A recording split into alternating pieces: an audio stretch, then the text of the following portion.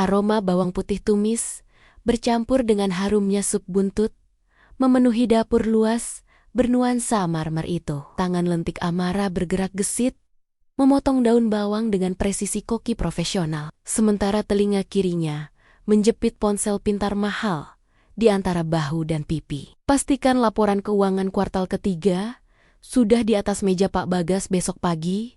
Sinta, jangan ada satu angka pun yang meleset. Kalau klien dari Wijaya Group bertanya soal dividen, katakan kita sedang restrukturisasi aset untuk ekspansi. Paham? Suara di seberang sana menyahut patuh. Amara mematikan sambungan telepon tepat saat pisau dapur diletakkan. Wanita itu menghela napas panjang, menyeka butiran keringat yang mulai membasahi pelipis. Seharusnya urusan kantor adalah tanggung jawab Bagas, suaminya. Namun, realitas di rumah megah kawasan elit Pondok Indah ini berkata lain. Bagas hanyalah wajah, sebuah maskot tampan yang pandai berbicara di depan podium. Sementara otak dan denyut nadi perusahaan sesungguhnya ada di tangan sang istri yang kini mengenakan daster rumahan sederhana. Suara deru mesin mobil sport memecah keheningan sore. Pintu depan terbanting kasar, diikuti langkah kaki berat yang menggema di lorong. Amara, mana air dingin? Panas sekali di luar. Teriakan itu sudah menjadi makanan sehari-hari. Amara segera menata mangkuk sup di atas nampan, membawanya ke ruang tengah dengan langkah teratur. Di sana, Bagas sudah terhempas di sofa kulit impor Italia, melonggarkan dasi dengan wajah masam. Tanpa ucapan terima kasih, pria itu menyambar gelas kristal berisi air es yang disodorkan istrinya, menenggaknya hingga tandas dalam sekali tarikan napas. Kamu seharian ngapain saja di rumah? Sepi sekali, seperti kuburan, gerutu Bagas sambil melempar pandangan, meremehkan ke sekeliling ruangan yang sebenarnya sudah tertata rapi tanpa celah. Aku membereskan berkas tender untuk proyek di Kalimantan Masan tadi. Sinta menelepon katanya. Kamu lupa menandatangani. Diam, potong Bagas cepat. Tangannya mengibas di udara, seolah mengusir lalat. Jangan bahas pekerjaan di rumah. Aku sudah pusing. Kamu itu istri. Tugasmu melayani suami, bukan ikut campur urusan kantor. Urusan tender itu, biar aku yang pikirkan nanti. Amara menelan ludah, menahan gejolak di dada. Pikirkan nanti, tanpa revisi yang dikerjakannya semalam suntuk, perusahaan itu sudah kehilangan kontrak miliaran rupiah sejak minggu lalu. Namun, bibir wanita itu tetap terkatup rapat. Berdebat dengan Bagas saat lelah hanya akan memantik api peperangan yang sia-sia. Belum sempat Amara menawarkan makan malam, bel pintu berbunyi nyaring. Wajah Bagas yang tadi kusut mendadak cerah. Ah, itu pasti Ibu dan Risma. Cepat bukakan pintu. Jangan bikin mereka menunggu, perintahnya dengan nada tinggi. Amara bergegas menuju pintu utama. Begitu daun pintu jati ukiran Jepara itu terbuka, sosok wanita paruh baya dengan dandanan menor dan seorang gadis muda yang sibuk dengan ponselnya berdiri angkuh di ambang pintu. Ibu Haryati, mertuanya, menatap Amara dari ujung rambut hingga ujung kaki dengan tatapan menilai yang tajam, seolah sedang melihat noda kotor di lantai marmer yang mengkilap. Lama sekali bukanya. Kamu sedang apa? Tidur, sembur Ibu Haryati tanpa basi-basi. Langsung menerobos masuk tanpa melepas sepatu, membiarkan jejak debu menodai lantai yang baru saja dipel Amara setengah jam lalu. Risma, adik ipar yang tidak pernah tahu sopan santun, mengikuti ibunya sambil mengunyah permen karet. Mbak Amara pasti lagi sibuk scrolling belanjaan online, Bu. Maklumlah, orang kaya baru. Kan norak kalau pegang uang suami. Kalimat itu menusuk. Namun Amara sudah kebal. Gadis itu tidak tahu bahwa setiap sen yang dinikmati Risma untuk membeli tas branded tiruan itu berasal dari dividen saham yang dikelola Amara. Bukan dari gaji Bagas yang sering habis untuk berjudi saham gorengan. Makan malam berlangsung dengan suasana yang mencekam bagi Amara. Meja makan panjang itu penuh dengan hidangan lezat buatannya. Sup buntut, ayam goreng lengkuas, dan sambal terasi segar. Namun, tidak ada satupun pujian yang keluar dari mulut ketiga orang itu. "Ini sup. Kok rasanya hambar? Kamu pelit bumbu ya, Amara?" Padahal, Bagas kasih uang belanja banyak. Komentar Ibu Haryati, sambil menggodek-gadek mangkuknya dengan sendok, menciptakan bunyi denting yang mengganggu. "Kurang asin, Mbak. Kayak masakan rumah sakit," timpal Risma, padahal mulutnya terus menyuap dengan lahap. Bagas, yang duduk di ujung meja layaknya raja, hanya mengangguk setuju. "Besok-besok belajar masak yang benar. Malu aku kalau ajak teman bisnis makan di sini. Istri pengusaha sukses, kok masakannya kelas warteg." Dada Amara sesak. Wanita itu meletakkan sendoknya perlahan. Matanya menatap satu persatu wajah di hadapannya. Wajah-wajah yang terlihat sehat, gemuk, dan terawat berkat jerih payahnya. Rumah ini warisan almarhum ayahnya. Mobil di garasi dibeli dari hasil penjualan tanah kebun miliknya di Bogor.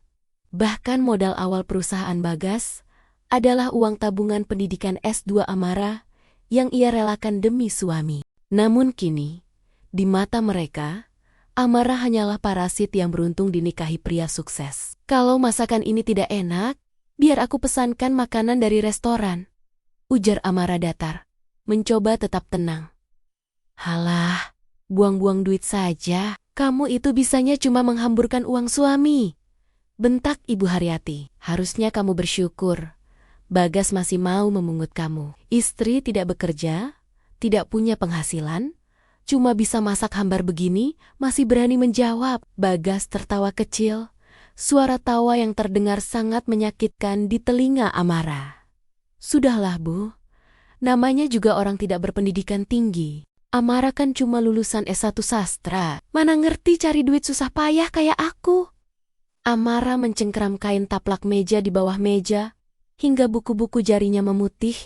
Tidak berpendidikan tinggi, Amara menyembunyikan gelar Master of Finance-nya hanya agar ego Bagas tidak terluka saat mereka menikah dulu. Sebuah pengorbanan yang kini terasa seperti lelucon paling konyol dalam hidupnya. Malam itu, di kamar tamu yang dingin, karena Bagas sibuk mengobrol dengan ibunya di ruang keluarga, Amara menatap pantulan dirinya di cermin. Wajah itu lelah, mata itu kehilangan binar. "Sampai kapan?" bisik batinnya. "Sampai kapan kau membiarkan dirimu diinjak, Amara?" Hari Minggu yang dinanti-nantikan keluarga besar Bagas akhirnya tiba. Rumah mewah itu sudah disulap menjadi tempat pesta yang glamor. Arisan keluarga kali ini bukan sekadar kumpul-kumpul biasa, melainkan ajang pamer kekayaan terselubung. Amara sudah bangun sejak pukul 4 pagi, bukan untuk berdandan, melainkan untuk memastikan catering, dekorasi bunga, dan kebersihan rumah berjalan sempurna. Sebagai tuan rumah, beban acara ada di pundaknya. Sementara itu, Bagas baru bangun pukul 10, langsung mandi, dan mengenakan setelan jas kasual mahal. Siap menyambut tamu dengan senyum lebar, seolah dialah yang menyiapkan segalanya. Tamu-tamu mulai berdatangan. Mobil-mobil berjejer di halaman luas. Tante-tante dengan perhiasan emas bergelantungan di leher dan lengan mulai memenuhi ruang tamu. Suara tawa mereka riuh rendah, saling memuji tas dan baju baru. Amara mengenakan kebaya modern sederhana berwarna pastel, bergerak lincah, menyajikan minuman selamat datang. Ia berusaha tersenyum ramah, meski kakinya terasa berdenyut nyeri karena belum sempat duduk sejak pagi. "Wah, Jeng Haryati, menantumu ini rajin sekali ya, persis pembantu yang bisa diandalkan," celetuk Tante Murni, salah satu kerabat jauh Bagas yang mulutnya terkenal pedas. Ibu Haryati tertawa renyah, mengibaskan kipas lipatnya. "Ya begitulah, Jeng. Untung Bagas itu sabar. Kalau cari istri cantik dan karir bagus sih, gampang buat anak saya. Tapi cari yang mau disuruh-suruh di dapur itu yang susah." Gelak tawa pecah di antara ibu-ibu itu. Amara yang sedang meletakkan nampan kue basah hanya bisa menunduk, menyembunyikan kepedihan yang menyayat hati. Risma, yang hari itu tampil mencolok dengan gaun merah menyala, sibuk bersuah foto di setiap sudut rumah. memamerkan kemewahan itu di media sosial seolah miliknya sendiri. Ini nih, vas bunga kristal asli dari Ceko yang dibeli Mas Bagas waktu perjalanan bisnis bulan lalu, seru Risma lantang sambil memegang sebuah vas tinggi yang berdiri anggun di atas meja konsol. Sebenarnya, vas itu adalah koleksi pribadi almarhumah Ibu Amara. Tapi Risma tidak pernah peduli fakta. Jangan dipegang-pegang, Ris. Itu licin, tegur Amara pelan. Khawatir melihat gerakan Risma yang ceroboh demi mencari angle foto terbaik. Ih, apaan sih Mbak Amara? Pelit banget, orang punya kakakku juga, balas Risma ketus. Sengaja menyenggol bahu Amara yang berdiri di dekatnya. Gerakan itu fatal. Senggolan Risma membuat keseimbangan tubuhnya sendiri goyah. Tangannya menyabet vas kristal itu. Waktu seolah melambat bagi Amara. Suara pecahan kaca yang menghantam lantai marmer terdengar seperti ledakan bom di tengah keramaian pesta. Preng! Keheningan seketika menyelimuti ruangan. Serpihan kristal berkilauan berserakan di lantai. Semua mata tertuju ke titik kejadian. Risma, dengan wajah pucat yang segera berubah menjadi ekspresi licik, menunjuk ke arah Amara. Mbak Amara, kok didorong sih aku? Mentang-mentang gak suka aku pegang barang mahal ini?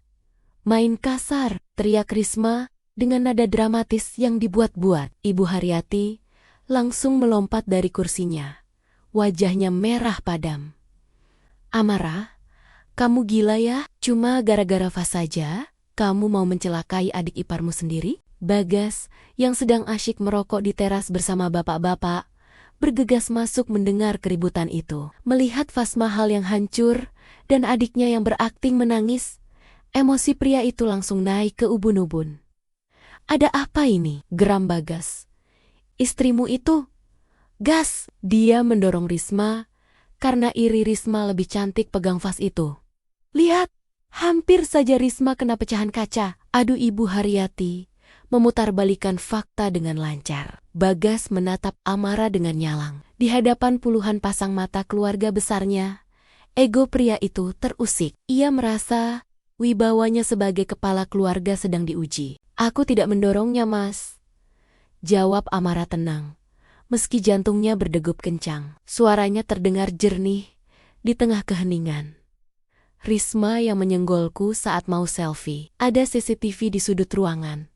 Kalau kalian mau bukti, kalimat CCTV itu membuat wajah Risma dan Ibu Haryati pias seketika. Mereka lupa bahwa rumah pintar ini dilengkapi pengawas di setiap sudut. Rasa malu karena kebohongan yang hampir terbongkar membuat Bagas semakin terpojok. Daripada mengakui kesalahan keluarganya di depan umum, pria itu memilih jalan pengecut untuk menyelamatkan muka. Berani kamu membantah ibu? Bentak Bagas, melangkah maju mendekati Amara. Sudah salah, masih berani mengancam pakai CCTV? Istri macam apa kamu? Tidak punya sopan santun sama sekali. Mas, aku bicara fakta. Plak, sebuah tamparan keras mendarat telak di pipi kiri Amara. Bunyinya begitu nyaring, mematikan semua suara di ruangan itu. Kepala Amara tersentak ke samping. Rasa panas menjalar cepat di kulit wajahnya, disusul rasa perih yang menggigit. Amara Tekjia membeku di tempatnya berdiri. Ia bisa merasakan sudut bibirnya sedikit sobek. Rasa amis darah mulai mengecap di lidah. Bagas berdiri dengan napas memburu, tangannya masih terangkat di udara, sedikit gemetar. Di belakangnya, Ibu Haryati dan Risma tersenyum puas, merasa menang. Amara tidak menangis. Tidak ada satu tetes air mata pun yang jatuh. Perlahan, wanita itu menegakkan kepala. Memutar wajahnya kembali menatap Bagas. Tatapan yang biasanya lembut dan penuh pengabdian itu kini hilang. Berganti dengan sorot mata dingin, gelap, dan kosong. Seperti lautan tenang yang menyimpan badai mematikan di dasarnya. Ia menyentuh pipinya yang memerah, lalu menatap Bagas tepat di manik mata. Cukup, bisik Amara. Suaranya pelan, namun terdengar mengerikan di telinga Bagas. Ingat baik-baik, rasa sakit di tanganmu saat menamparku tadi. Mas, karena itu adalah sentuhan terakhirmu padaku.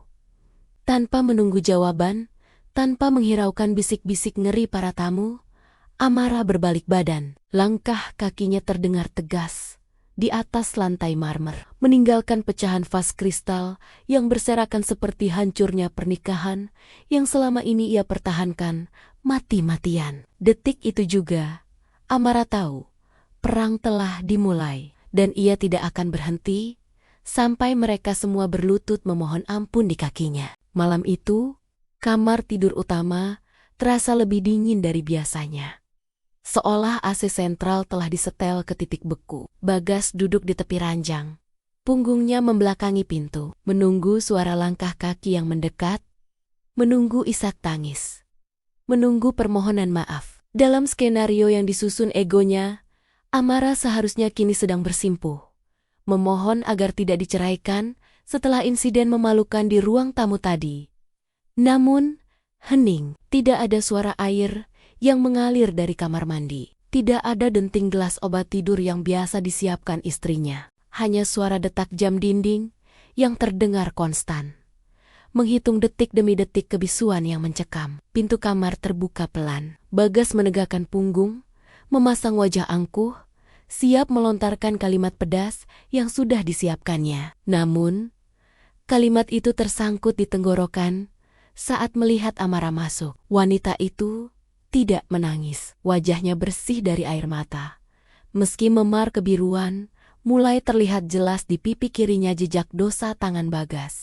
Amara berjalan tenang menuju lemari pakaian walk-in closet, mengabaikan keberadaan suaminya, seolah pria itu hanyalah patung dekorasi yang tidak bernyawa. "Mau apa kamu?" tanya Bagas ketus, berusaha menutupi rasa canggung yang tiba-tiba menyergap. "Kalau mau tidur, minta maaf dulu sama ibu. Dia tersinggung berat gara-gara kelakuanmu." Amara tidak menjawab. Tangan lentiknya meraih sebuah koper kabin kecil dari rak paling atas. Dengan gerakan efisien dan terukur, ia mulai memasukkan beberapa set pakaian kerja, baju tidur, dan perlengkapan mandi dasar. Tidak ada keraguan-raguan, tidak ada gerakan membanting pintu lemari untuk mencari perhatian. Semua dilakukan dalam sunyi yang mematikan. "Heh, aku ngomong sama kamu." Bagas bangkit, menghampiri istrinya dengan langkah lebar. "Mau minggat silakan. Paling besok pagi, kamu pulang ngesot, minta duit belanja. Jangan pikir aku bakal nyariin kamu." Amara menghentikan gerakannya sejenak. Ia menoleh, menatap suaminya dengan sorot mata yang membuat nyali Bagas sedikit menciut. Tatapan itu bukan tatapan marah, melainkan tatapan seseorang yang sedang melihat orang asing yang tidak penting. Tanpa sepatah kata pun, Amara menutup resleting koper. Ia lalu berjalan menuju brankas kecil di balik lukisan dinding. Jemarinya menari lincah, menekan kode kombinasi kode yang bahkan Bagas sering lupa. Klik, pintu besi itu terbuka. Amara tidak mengambil uang tunai yang bertumpuk di sana. Ia hanya mengambil sebuah map tebal berwarna hitam dan kotak perhiasan bludru merah peninggalan ibunya. Map itu berisi sertifikat rumah, BPKB mobil-mobil mewah, dan dokumen legalitas perusahaan. Benda-benda yang selama ini Bagas kira aman tersimpan, kini berpindah tangan tepat di depan hidungnya, tanpa ia sadari signifikansinya. "Ambil saja perhiasan murahan itu," cibir Bagas, menyangka istrinya hanya mengamankan aksesoris. "Itu saja harta yang kamu punya, kan?" Amara memasukkan map dan kotak itu ke dalam tas jinjingnya. Ia kemudian melangkah keluar kamar, menyeret koper kecilnya. "Kalau kamu melangkah keluar dari pintu rumah ini, jangan harap bisa kembali lagi," ancam Bagas. Suaranya menggema di lorong lantai 2. Amara berhenti tepat di ambang pintu. Ia tidak menoleh, hanya berbicara dengan nada datar yang menusuk tulang. "Terima kasih sudah mengingatkan, Mas. Pastikan kamu juga ingat kalimat itu saat nanti kamu yang memohon untuk masuk." Sosok ramping itu menghilang di balik kegelapan tangga. Bagas mendengus kasar, membanting pintu kamar hingga lukisan di dinding bergetar. "Dasar perempuan, tidak tahu diuntung. Kita lihat berapa lama dia tahan hidup susah di luar sana.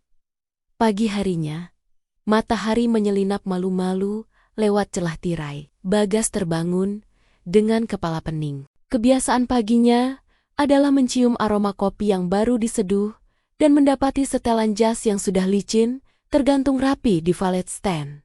Namun pagi ini, hening. Dapur bersih, terlalu bersih. Di meja makan, hanya ada sepiring nasi goreng yang sudah dingin dan secari kertas nota belanjaan bulan lalu yang diselipkan di bawah gelas air putih. Tidak ada pesan perpisahan dramatis, tidak ada surat cinta terakhir, hanya sarapan dingin yang menyimbolkan sisa-sisa kewajiban yang telah purna. Di ruang tengah, Ibu Haryati dan Risma sedang tertawa-tawa menonton acara gosip pagi sambil memakan camilan toples. "Loh, Bagas, istrimu mana? Kok belum buatin ibu teh manis?" tanya ibunya tanpa rasa bersalah. "Minggat dia, Bu," jawab Bagas santai sambil menuang air putih sendiri. "Biarin saja, nanti juga balik kalau duitnya habis." "Baguslah," seru Risma girang. "Rumah jadi adem, nggak ada dia. Lagian, Mbak Amara itu bawa sial. Mending Mas Bagas cari istri baru yang lebih selevel sama kita." Bagas tersenyum miring, menyetujui ucapan adiknya dalam hati. Ia merasa bebas. Tanpa Amara, ia yakin hidupnya akan jauh lebih tenang. Ia adalah Bagas, pengusaha muda sukses yang dipuja banyak orang. Apa susahnya hidup tanpa seorang istri yang cuma bisa masak dan mengatur rumah?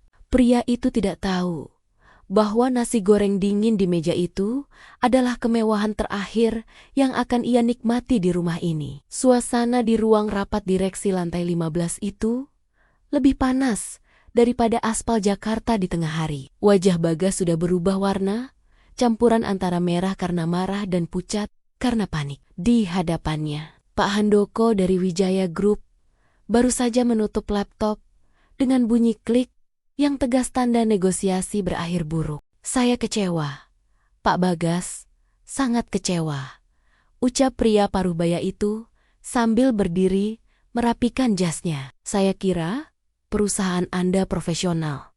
Ternyata data krusial saja tidak siap. Kami tidak bisa bekerja sama dengan mitra yang manajemen internalnya berantakan. Pak, tolong beri saya waktu 1 hari lagi, saya bisa jelaskan."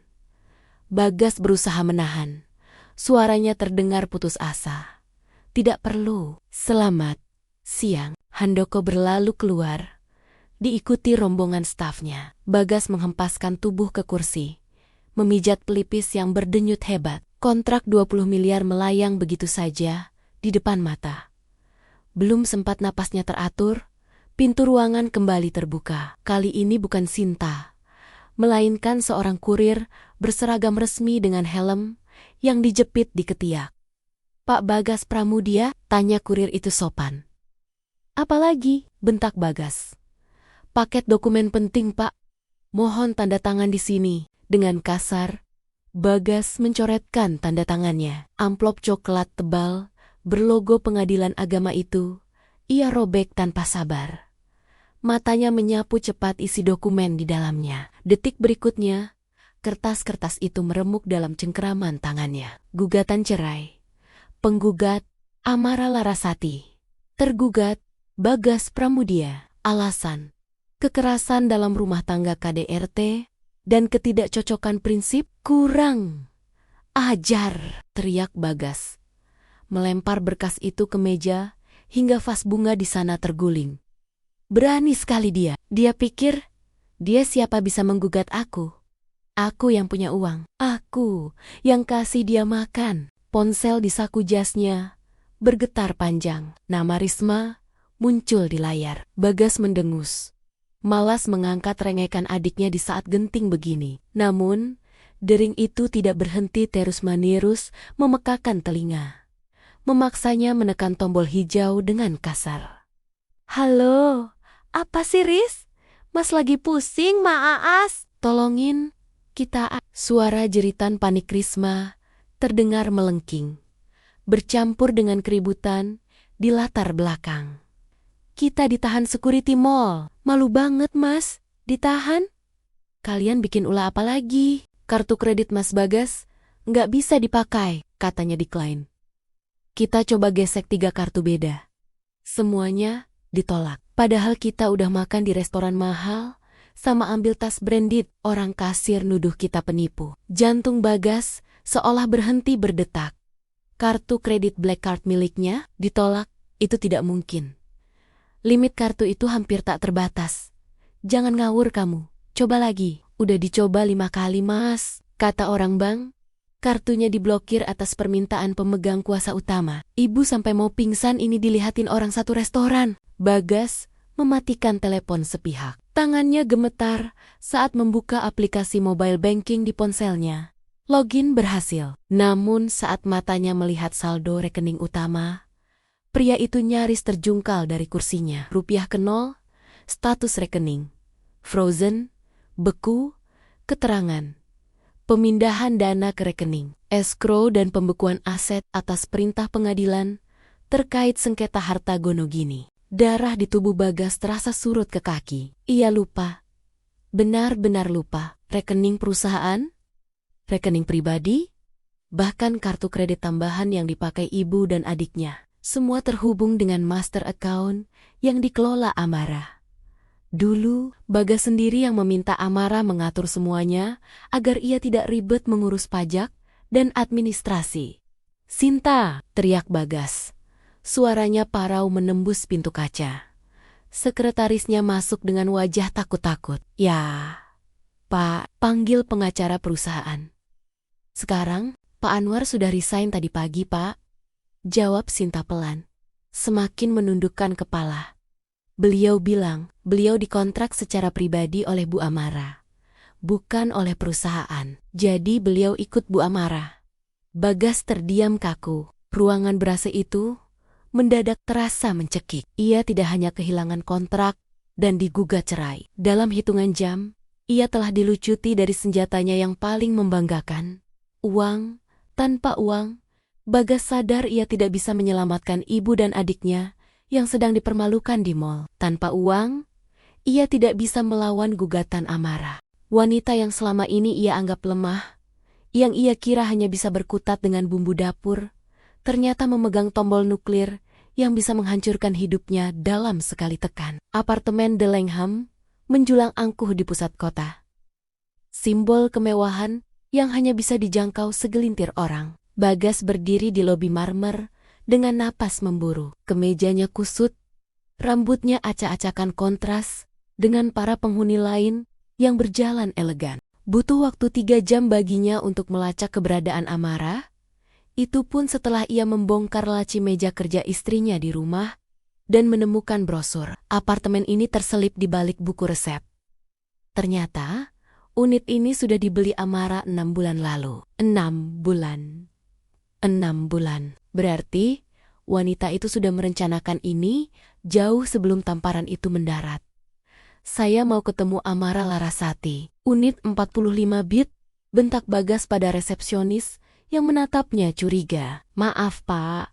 Apakah sudah buat janji? Privasi penghuni sangat kami jaga. Saya suaminya. Minggir atau saya bikin keributan di sini." Bagas sudah tidak peduli pada citra. Ia hanya ingin melampiaskan amarah, menyeret istrinya pulang, dan memaksanya mencairkan kembali rekening-rekening itu. Keributan itu memancing 2 petugas keamanan bertubuh kekar mendekat. Namun, sebelum mereka sempat menyeret Bagas keluar, telepon di meja resepsionis berdering. Petugas wanita itu mengangkat, mendengarkan sejenak, lalu menatap Bagas dengan pandangan aneh. "Ibu Amara mengizinkan Bapak naik. Lift sebelah kanan." Bagas menyeringai puas. "Tuh kan, dia pasti takut," pikirnya. Dengan langkah lebar, ia menuju lift. Amarahnya sudah diubun-ubun. Ia menyusun kalimat makian di kepalanya. Ia akan membuat Amara menyesal telah mempermainkannya. Pintu lift terbuka di lantai ke-45. Hanya ada 1 pintu di sana. Pintu ganda berwarna hitam matte yang kokoh. Bagas tidak mengetuk. Ia menekan bel berkali-kali dengan brutal. Pintu terbuka. Bukan Amara yang menyambutnya, melainkan seorang pria tinggi besar, berjas hitam dengan earpiece di telinga. Bodyguard. Pria itu tidak bicara, hanya minggir sedikit, memberi celah bagi Bagas untuk masuk. Bagas melangkah masuk, dan seketika langkahnya terhenti. Apartemen itu luas biasa, dengan dinding kaca setinggi lenggit-lengget, yang menampilkan panorama Jakarta di kala senja. Namun bukan kemewahan itu yang membungkam mulut Bagas. Di tengah ruangan, duduk di sofa tunggal velvet berwarna emerald, adalah Amara. Wanita itu tampak berbeda. Sangat berbeda. Tidak ada lagi daster rumahan atau wajah berminyak kena asap dapur. Amara mengenakan blazer putih potongan tegas yang membalut tubuh rampingnya dengan sempurna. Rambutnya yang biasa digelung asal, kini tergerai indah, blow rapi. Di tangannya, segelas wine merah bergoyang pelan. Di sebelahnya duduk seorang pria parubaya, berkacamata tebal Pak Edward, pengacara kondang yang tarif per jamnya bisa membeli sebuah motor. Nyali kamu besar juga datang ke sini, Mas? Sapa Amara. Suaranya tenang, dingin, dan berwibawa. Tidak ada getar ketakutan sedikit pun. Apa-apaan ini, Amara? Bagas maju, menunjuk wajah istrinya. Cabut gugatan konyol itu, dan buka blokir rekeningku sekarang. Ibu dan Risma sampai ditahan di mall gara-gara ulahmu. Kamu mau mempermalukan suami sendiri? Hah? Amara meletakkan gelasnya perlahan di meja kaca. Bunyi tak pelan terdengar nyaring di ruangan sunyi itu. Mempermalukan? Amara terkekeh pelan. Sebuah tawa yang kering tanpa emosi. Kamu bicara soal malu, Mas? Setelah kamu menamparku di depan puluhan orang, setelah ibumu menghinaku sebagai benalu selama 5 tahun, itu karena kamu kurang ajar. Bagas mencoba membela diri, meski suaranya mulai goyah melihat tatapan tajam istrinya. Istri itu harus patuh. Semua harta itu hasil keringatku. Kamu tidak berhak membekukannya. Pak Edward berdehem pelan, membuka map di pangkuannya. Koreksi, Pak Bagas. Secara legal, PT Bagas Maju Bersama didirikan dengan modal dasar 100% dari dana pribadi Ibu Amara. Bapak hanya terdaftar sebagai direktur pelaksana, bukan pemilik saham mayoritas. Sesuai pasal perjanjian pranikah yang Bapak tanda tangani dan mungkin tidak Bapak baca karena terlalu sibuk aset yang dibeli dari hasil pengembangan modal istri, tetap menjadi milik istri. Bagas ternganga. Perjanjian apa? Aku tidak pernah. Kamu tanda tangan 5 tahun lalu. Mas, waktu kamu merengek minta modal usaha karena bosan jadi karyawan. Potong Amara tajam. Kamu lupa atau kamu terlalu sombong untuk membaca apa yang kamu tanda tangani? Bagas merasa sudut ruangan itu menyempit. Ia memang menandatangani banyak berkas saat itu. Terlalu gembira karena akhirnya bisa punya perusahaan sendiri. Ia tidak menyangka Amara, wanita yang ia kira bodoh dan penurut, telah memagari dirinya dengan hukum yang begitu kuat. Kamu menjebakku, desis Bagas. Wajahnya merah padam. Emosinya meledak lagi. Ia menerjang maju. Tangan kanannya terangkat. Refleks ingin mengulangi apa yang ia lakukan di pesta arisan. Dasar istri durhaka. Namun kali ini, tangannya tidak pernah menyentuh wajah Amara dengan gerakan kilat. Bodyguard yang tadi berdiri di pintu sudah mencengkeram pergelangan tangan Bagas, memuntirnya ke belakang punggung hingga Bagas menjerit kesakitan dan napasnya tertahan. ARG, lepas. Amara tidak bergeming dari duduknya. Ia bahkan tidak berkedip. Ia menatap suaminya yang kini merintih kesakitan dalam kuncian pengawal. Tampak begitu menyedihkan dan lemah. Perlahan, Amara bangkit berdiri. Ia berjalan mendekat, menunduk sedikit agar wajahnya sejajar dengan Bagas yang terbungkuk. Kamu pikir aku akan diam saja, Mas? Kamu pikir aku akan menangis di pojokan kamar sambil menunggu kamu berbaik hati memaafkanku? Bisik Amara. Setiap katanya tajam menghujam. Sakit, Amara. Suruh dia lepas, erang Bagas. Sakit. Amara tersenyum miring. Itu belum seberapa dibanding 5 tahun aku mengabdi, membersihkan kotoranmu, menutupi ketidakbecusanmu, dan membiarkan keluargamu menginjak harga diriku. Amara memberi isyarat mata pada pengawalnya. Cengkraman itu dilepaskan kasar. Bagas terhuyung, jatuh berlutut di karpet tebal. Ia memegangi tangannya yang terasa mau patah, mendongak menatap istrinya yang kini terlihat seperti raksasa yang tak tersentuh. "Dengar baik-baik, Bagas," ucap Amara. Suaranya menggema penuh kuasa. "Mulai detik ini, perang kita bukan lagi soal rumah tangga. Ini bisnis, dan dalam bisnis, aku tidak pernah kalah. Persiapkan dirimu untuk tidur di jalanan. Karena aku pastikan kalian semua akan menyesal telah membangunkan harimau yang tidur. Keluar dari rumahku. Sekarang." Perintah itu mutlak. Bagas, dengan sisa harga diri yang sudah hancur lebur, menyeret kakinya keluar dari penthouse itu. Pintu hitam tertutup di belakangnya, memisahkan dunia kemewahan yang dulu ia kira miliknya, dengan masa depan suram yang kini menganga lebar menantinya. Ruang mediasi Pengadilan Agama Jakarta Selatan terasa pengap bagi Bagas. Meskipun pendingin ruangan bekerja maksimal, pria itu duduk gelisah di kursi kayu yang keras.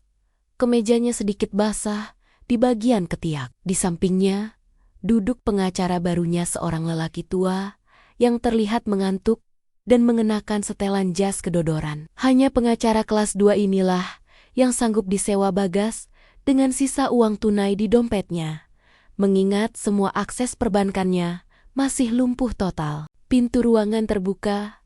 Amara masuk. Kehadirannya menyedot seluruh oksigen di ruangan itu. Ia mengenakan terusan hitam elegan, kacamata hitam yang disampirkan di kepala, dan menjinjing tas kulit Hermes bukan tiruan, seperti milik Risma. Di belakangnya, Pak Edward dan 2 asisten hukum berjalan tegap membawa tumpukan berkas tebal. Kontras yang menyakitkan mata. Bagas terlihat seperti pesakitan, sementara Amara tampak seperti ratu yang datang untuk menjatuhkan vonis. "Silakan duduk," ujar hakim mediator dengan nada datar. "Agenda hari ini adalah mediasi pembagian harta bersama, sesuai gugatan balik dari pihak tergugat."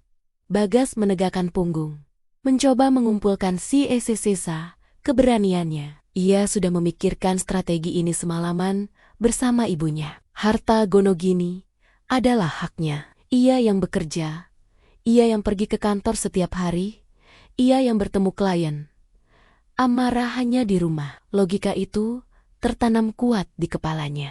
"Pak Hakim," pengacara Bagas memulai dengan suara serak, membuka catatan kusutnya. "Klien saya, Saudara Bagas, menuntut pembagian aset 50-50, termasuk rumah di Pondok Indah, 3 mobil mewah, dan kepemilikan saham PT Bagas Maju Bersama. Klien saya adalah tulang punggung keluarga yang bekerja keras membesarkan Asitazi tersebut." Amara tidak bereaksi. Wajahnya sedatar permukaan danau yang beku. Ia hanya melirik Pak Edward, memberi isyarat kecil. Pak Edward tersenyum tipis. Senyum seorang predator yang melihat mangsanya masuk perangkap. Ia meletakkan satu map tebal di tengah meja. "Keberatan, Yang Mulia?" Suara Pak Edward berat dan berwibawa. "Istilah harta bersama tidak berlaku dalam kasus ini. Klien kami, Ibu Amara, memiliki bukti otentik bahwa seluruh aset yang disebutkan adalah kepemilikan pribadi yang didapat dari warisan dan hasil pengembangan modal bawaan istri yang terlindungi oleh perjanjian pisah harta." "Omong kosong." Bagas menggebrak meja, membuat pengacaranya sendiri terlonjak kaget. "Perusahaan itu pakai namaku, Bagas Maju Bersama. Itu perusahaanku." Pak Edward membuka halaman pertama berkas itu dengan tenang. "Nama perusahaan hanyalah jenama, Pak Bagas. Mari kita lihat akta pendirian perusahaan." Jari telunjuk Pak Edward menunjuk baris-baris kalimat di dokumen notaris yang sudah menguning itu. Pemilik saham utama 99%, Amara Larasati. Direktur pelaksana gaji bulanan, Bagas Pramudia. Mata Bagas membelalak. Huruf-huruf itu seolah menari mengejeknya. "Dan ini," lanjut Pak Edward, membalik halaman berikutnya, "bukti transfer modal awal senilai 5 miliar rupiah. Sumber dana, pencairan deposito warisan atas nama Amara Larasati. Bapak Bagas tidak menyetor 1 rupiah pun. 0. Bagas ternganga. Mulutnya kering. Tetapi, aku yang menjalankannya. Aku yang capek kerja. Anda digaji, Pak. Sela Amara tiba-tiba, suaranya tenang, namun tajam mengiris. Setiap bulan, sistem penggajian mentransfer 75 juta rupiah ke rekening pribadimu. Itu gajimu sebagai direktur. Dan kemana uang itu? Habis untuk gaya hidupmu, judi saham, dan belanja keluargamu. Tidak ada 1 sen pun yang kembali menjadi aset. Rumah, Bagas beralih panik, mencari celah lain. Rumah itu kita renovasi bareng. Sertifikat hak milik nomor 458, Pak Edward mengeluarkan dokumen lain atas nama Amara Larasati, hibah dari orang tua sebelum pernikahan. Renovasi dibayar menggunakan dividen perusahaan yang notabene milik Ibu Amara. Bapak Bagas, menurut catatan rekening koran, hanya pernah membayar tagihan listrik. Itu pun 3 kali menunggak. Ruangan itu hening. Fakta demi fakta dihamparkan di meja hijau itu, bagai kartu domino yang runtuh satu persatu. Mobil Alphard, milik kantor milik Amara. Mobil sport, leasing, atas nama Amara. Apartemen, investasi pribadi Amara. Bagas merasa lantai di bawah kakinya runtuh. Selama 5 tahun ini, ia hidup dalam gelembung ilusi. Ia merasa dirinya raja, karena Amara membiarkannya memegang kendali semu. Amara memberinya panggung, memberinya lampu sorot, memberinya tepuk tangan. Namun, sertifikat tanah panggung itu selalu ada di saku Amara. Bagas hanyalah aktor yang bisa diganti kapan saja. Jadi, hakim mediator menatap Bagas dengan tatapan iba bercampur lelah. Saudara Bagas, apakah Anda memiliki bukti setoran modal atau bukti kepemilikan lain yang bisa membantah dokumen-dokumen otentik ini?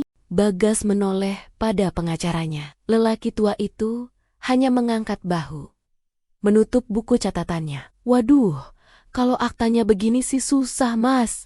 Kalah telak kita. Amara berdiri, merapikan blazernya. Ia menatap mantan pria yang pernah dicintainya itu. Tidak ada lagi kemarahan di matanya. Hanya rasa kasihan yang dingin. Nikmati sisa harimu di rumahku, Mas.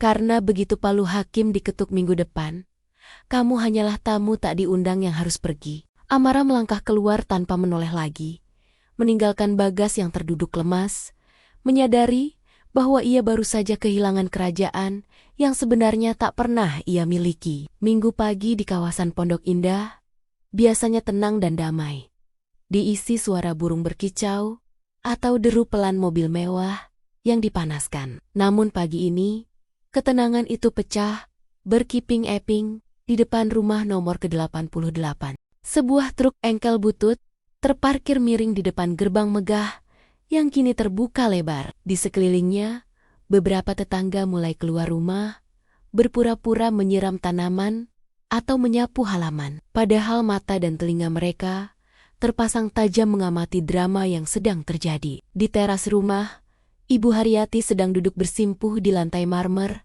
meraung-raung seperti orang kesurupan.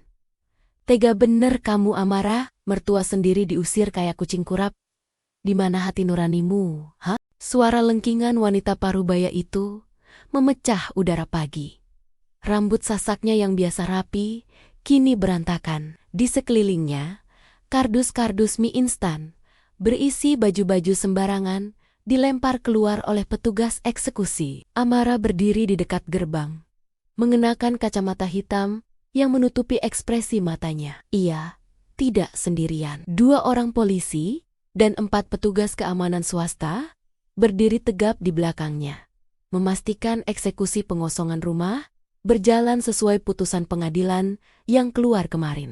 Ibu tidak perlu berteriak, ujar Amara datar. Suaranya tidak keras tapi cukup membuat Ibu Haryati terdiam sejenak. Pengadilan sudah memberi waktu 2 kali 24 jam untuk berkemas secara mandiri. Tapi kalian malah sibuk memoki-moki saya di WhatsApp dan tidak memindahkan satu barang pun. Jadi jangan salahkan petugas kalau mereka yang mengemaskan paksa Ini rumah anakku, rumah Bagas, jerit Risma yang baru keluar dari dalam rumah, sambil menarik koper besar. Wajah gadis itu sembab, makapnya luntur oleh air mata. Tangan kirinya memeluk erat tas-tas branded, yang ia takutkan akan disita. Risma, panggil Amara dingin. Tas yang kamu pegang itu, Chanel klasik flap hitam, itu dibeli menggunakan kartu kredit tambahan nomor 4.456 bulan lalu kan? Risma mendekap tas itu makin erat. Matanya liar ketakutan. Ini hadiah Mas Bagas, tagihannya belum dibayar. Dan karena kartu itu atas nama saya sebagai penjamin utama, tas itu masuk dalam daftar aset yang harus dikembalikan atau dilunasi sekarang juga. Amara mengulurkan tangan, serahkan.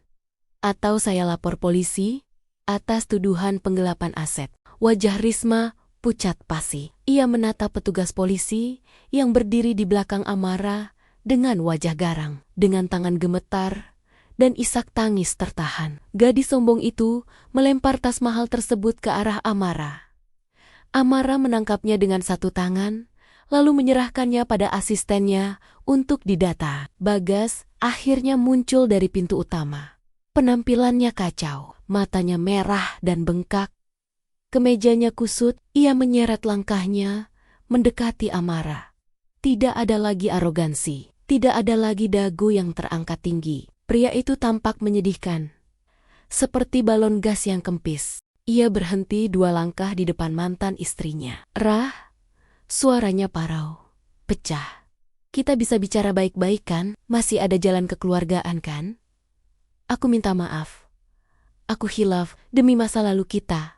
Tolong jangan usir aku seperti ini. Aku mau tinggal di mana? Amara menurunkan sedikit kacamata hitamnya, menatap lurus ke manik mata Bagas. Dulu, tatapan memelas itu akan membuat hati Amara luluh lantak. Dulu, ia akan segera memeluk suaminya dan membereskan semua masalah. Tapi dulu, sudah mati bersama tamparan di pipinya minggu lalu. Jalan kekeluargaan sudah tertutup saat kamu memilih mempermalukan aku di depan keluargamu. Mas, jawab Amara. Dan soal tempat tinggal, bukannya kamu sering bilang kalau kamu yang sukses? Kamu yang hebat, laki-laki hebat pasti bisa cari rumah sendiri, bukan menumpang di ketiak istri. Tapi aku nggak punya uang sepeser pun.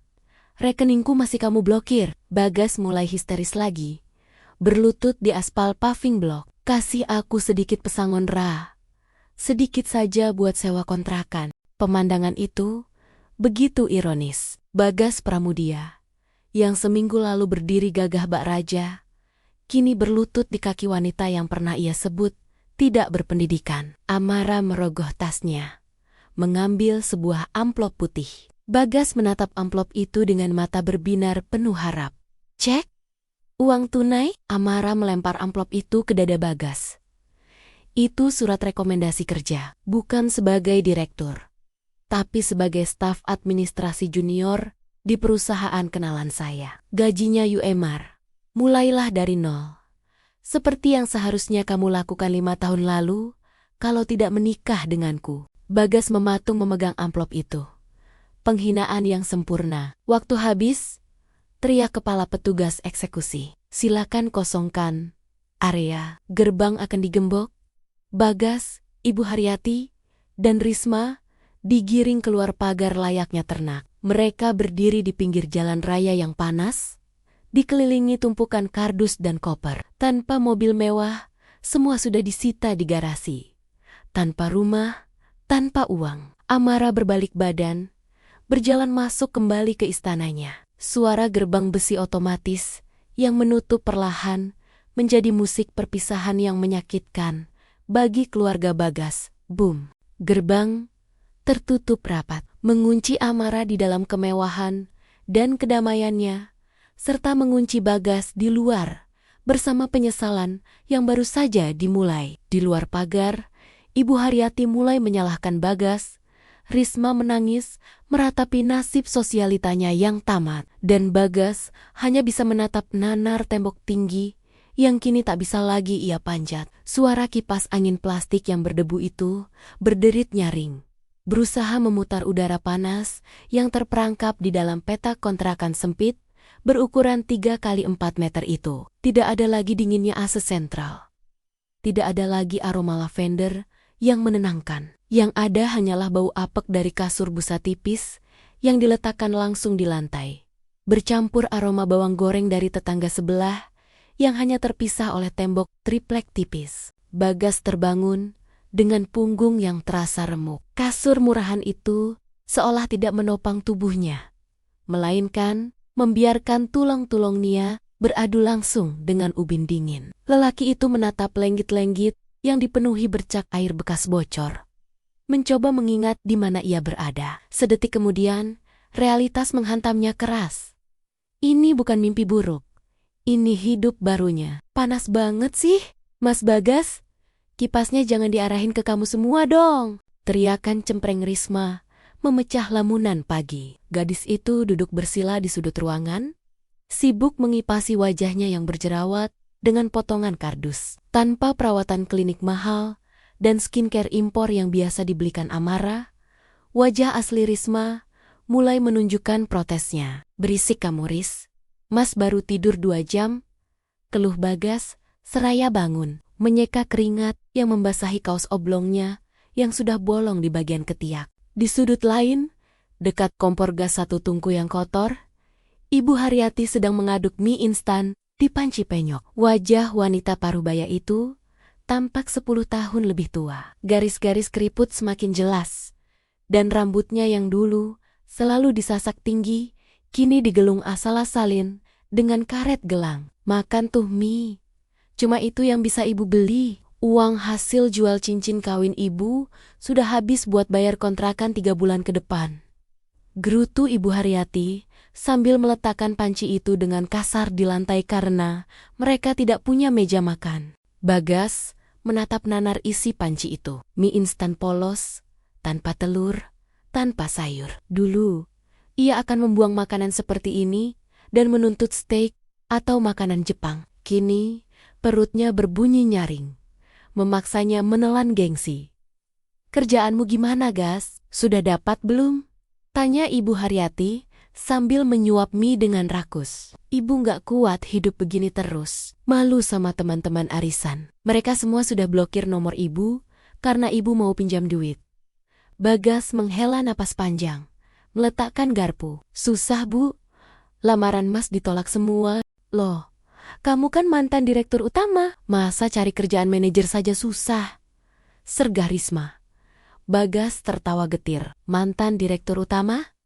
Gelar itu kini menjadi bumerang. Ternyata dunia bisnis itu sempit. Berita tentang kejatuhannya bahwa ia hanyalah direktur boneka yang tidak becus kerja dan melakukan KDRT sudah menyebar di kalangan headhunter.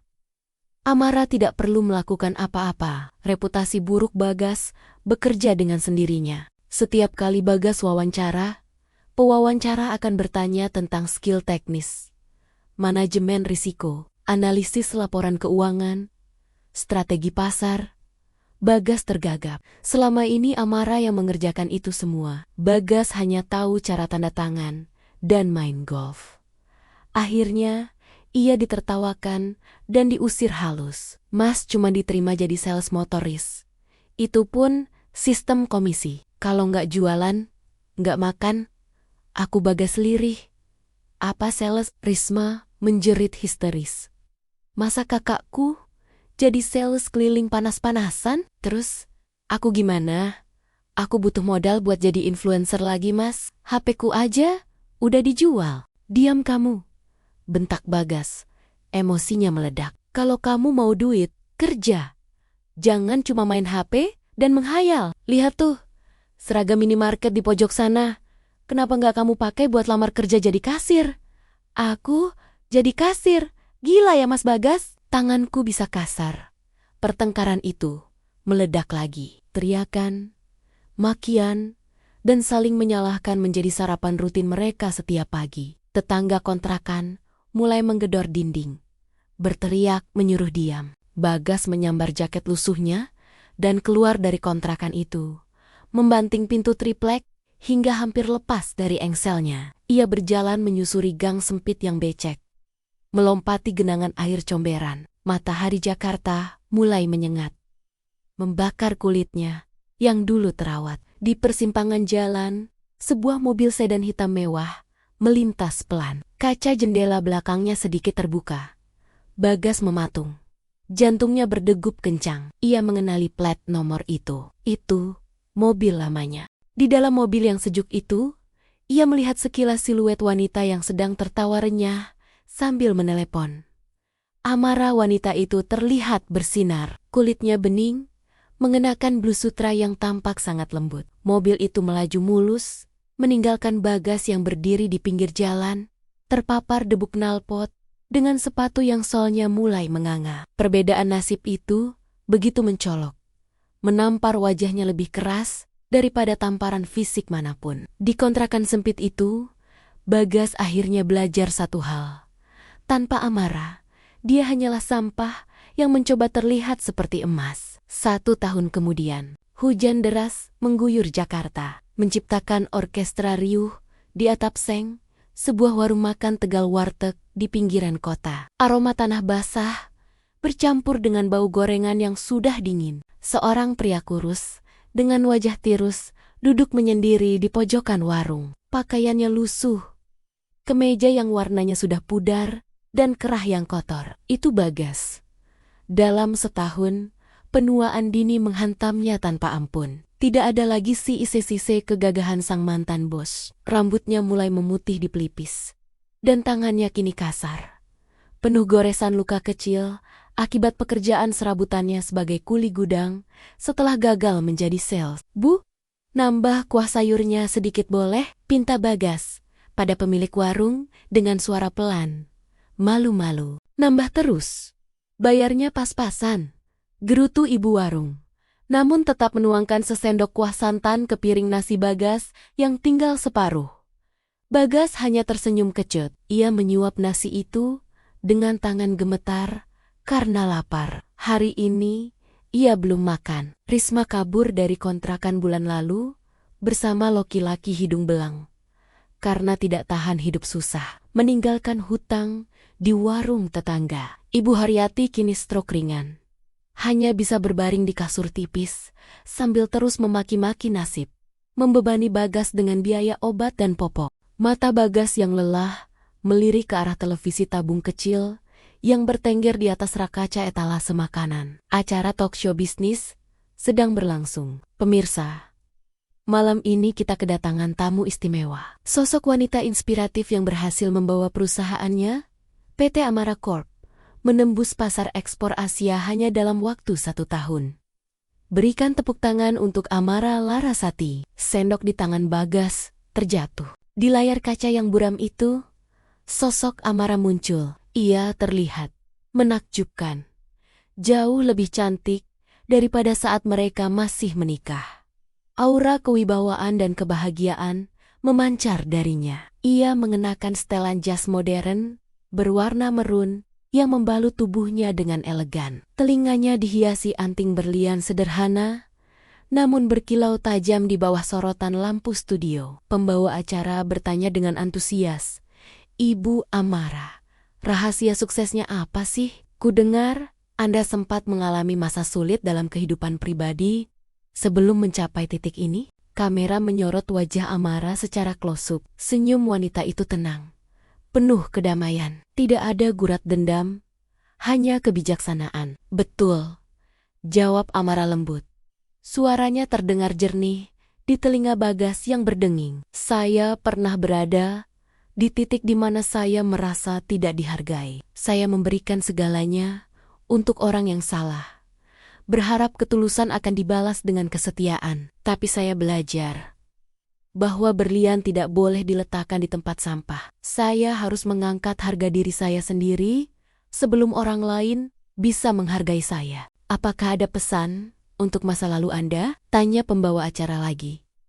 Amara menatap lurus ke kamera, seolah-olah matanya menembus layar televisi, menembus ruang dan waktu, langsung menatap manik mata Bagas di warung kumuh itu. "Terima kasih," Ucap Amara singkat. Terima kasih sudah melepaskan saya. Rasa sakit yang Anda berikan adalah bahan bakar terbaik yang membuat saya berlari kencang menuju kesuksesan ini. Tanpa pengkhianatan itu, saya mungkin masih menjadi wanita bodoh yang terkurung di dapur. Jadi, terima kasih sudah menghancurkan saya. Karena berkat itu, saya bisa membangun ulang diri saya menjadi versi yang tak terkalahkan. Studio bergemuruh oleh tepuk tangan. Di layar, seorang pria tampan dengan setelan jas rapi salah satu konglomerat muda yang sering masuk majalah naik ke panggung membawakan buket bunga besar untuk Amara. Amara menyambutnya dengan senyum hangat, tatapan mereka menyiratkan kedekatan yang istimewa. Di warung Tegal yang sempit itu, air mata Bagas menetes, jatuh membasahi piring nasinya yang dingin. Rasa sesak menghimpit dadanya begitu kuat, hingga ia sulit bernapas.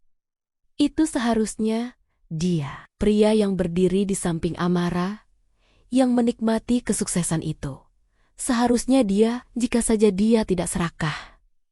Jika saja dia tidak sombong, jika saja dia tidak menampar wajah yang kini dipuja jutaan orang itu. Mas, sudah mau tutup, buruan abisin, tegur pemilik warung, membuyarkan lamunan Bagas. Bagas menghapus air matanya kasar dengan lengan baju yang kotor. Ia merogoh saku, mengeluarkan uang kertas kumal, pecahan 2000-an yang sudah lecek. Ia melangkah keluar warung, kembali ke dalam hujan deras. Dingin air hujan menusuk tulang, tapi tidak sedingin penyesalan yang membekukan hatinya. Amara benar, wanita itu kini terbang tinggi di angkasa sebagai ratu yang tak tersentuh. Sementara Bagas, persis seperti ucapan mantan istrinya dulu, hanyalah debu di masa lalu yang tersapu hujan, hilang, terlupakan, dan tidak berharga.